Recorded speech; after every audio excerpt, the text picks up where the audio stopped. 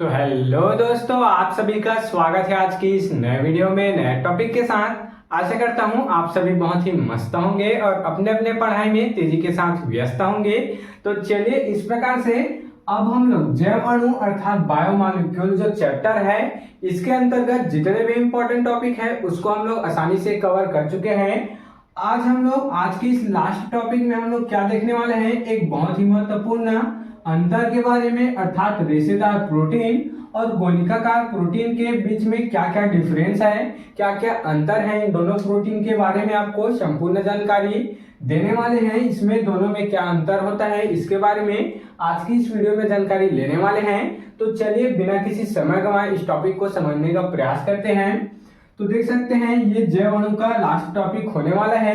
ये जो रेशेदार प्रोटीन है और गोलिकाकार प्रोटीन है, इसको हम लोग प्रोटीन के प्रकार वाले जो टॉपिक है उसमें आसानी से देख चुके हैं। आप मेरे चैनल पर जाकर उसको समझ सकते हैं। तो चलिए अब हम लोग रेशेदार और गोलिकाकार प्रोटीन को इसके बीच में डिफरेंस को समझने का प्रयास करते हैं। तो सबसे पहला अंतर तो यही हो जाएगा कि ये रेशेदार प्रोटीन है तो ये इसका जो आकार है, आकृति है, कैसे होगा, रेशे के आकार का होगा। इस प्रकार से रेशे के आकार का इस प्रकार से होगा, जबकि गोलिकाकार प्रोटीन का आकार कैसा होगा, इस प्रकार से इस प्रोटीन का आकार होगा। देख सकते हैं। तो सबसे पहला उसी को बोला गया है।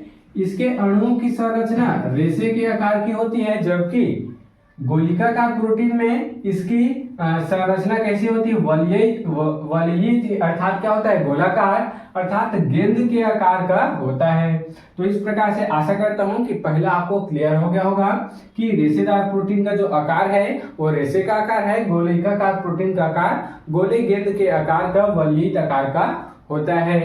चलिए दूसरा अंतर देख लेते हैं। तो दूसरा है पॉलीपेप्टाइड श्रृंखलाएं एक दूसरे के समानांतर होती है, जबकि अभी समझेंगे, इसको ध्यान देंगे। जबकि क्या बोला गया, पॉलीपेप्टाइड श्रृंखला कुंडली के रूप में व्यवस्थित होती है। अब इसमें क्या बोला गया, ध्यान देंगे।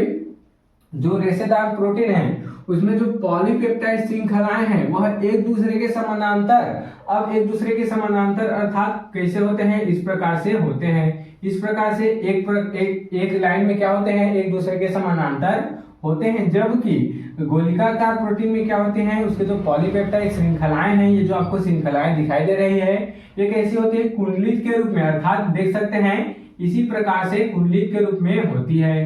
कुछ इस प्रकार से गोल गोल, कुछ इस प्रकार से कुंडली के रूप में होता है। आशा करता हूं आपको दूसरा भी अंतर क्लियर हो गया होगा। चलिए तीसरा देख लेते हैं। तीसरा क्या है, जो रेशेदार प्रोटीन होते हैं वो जल में अघुलनशील होते हैं, अर्थात ये जल में नहीं घुल पाते हैं।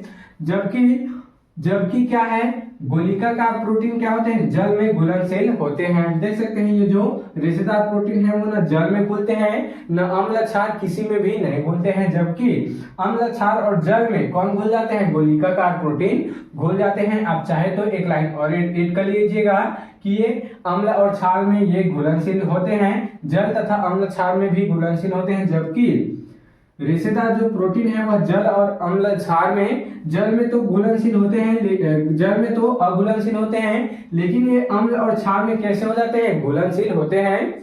अभी हम लोग अघुलनशील बताए थे, वो नहीं आएगा। इसमें क्या होता है, अम्ल और क्षार में क्या हो जाता है, जो रेशेदार प्रोटीन है वो घुल जाता है, जबकि जल में नहीं घुलता है। और ये जो गोलिकाकार प्रोटीन है वो जल में भी घुल जाता है, अम्ल क्षार सभी में घुल जाता है। तो आप इसको अच्छे से लिख लीजिएगा। आशा करता हूं ये भी क्लियर हो गया होगा। चलिए यहाँ पर चौथा अंतर देख लेते हैं। तो रेशेदार प्रोटीन संरचनात्मक व यांत्रिक कार्य करते हैं, और जबकि जो गोलिकाकार प्रोटीन है ये जैविक क्रियाओं में शामिल होते हैं। अब जैविक क्रियाओं में शामिल होते हैं, इस कारण इसके उदाहरण में क्या है, एंजाइम है, हार्मोन है।